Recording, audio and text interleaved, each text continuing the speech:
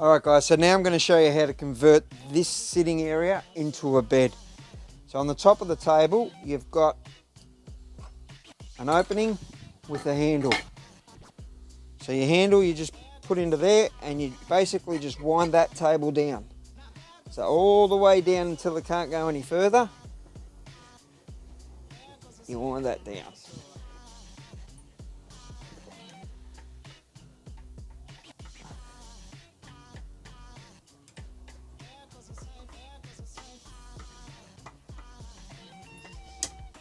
Take your handle off, put your handle back in, put your lid on. Then we supply you with two cushions. These two cushions here, they've got the hard back on them, so they actually formulate your bed. So all you do, you slide that in there, and you have an instant bed. Thanks guys.